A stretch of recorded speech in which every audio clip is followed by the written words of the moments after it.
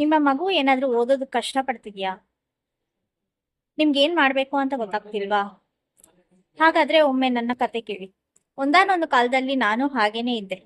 ಯಾವ್ದಾದ್ರು ಒಂದು ಪದ ಮರ್ತೋದ್ರೆ ಸಂಪೂರ್ಣವಾಗಿ ಒಂದು ಉತ್ತರವನ್ನೇ ಮರ್ತೋಗ್ಬಿಡ್ತಿದ್ದೆ. ಯಾವುದೇ ಒಂದು ಟೆಸ್ಟ್ ಅಲ್ಲಾಗ್ಲಿ ಎಕ್ಸಾಮ್ ಅಲ್ಲಿ ಅಟೆಂಪ್ಟ್ ಮಾಡ್ಬೇಕಂದ್ರೆ ತುಂಬಾ ಕಷ್ಟನೇ ಆಗ್ತಿತ್ತು ನನಗೆ.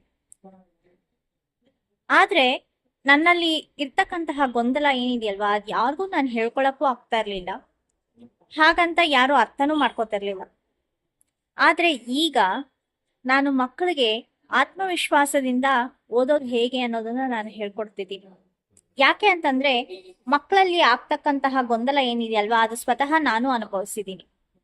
ಅದ್ರ ಜೊತೆಗೆ ನಾನು ದಾರಿ ಕೂಡ ಕಂಡ್ಕೊಂಡಿದ್ದೀನಿ. ಆ ದಾರಿ ಏನು ಅಂತ ನಿಮಗೆ ಗೊತ್ತಾಗ್ಬೇಕಂತ ಅನಿಸ್ತಿದ್ಯಾ?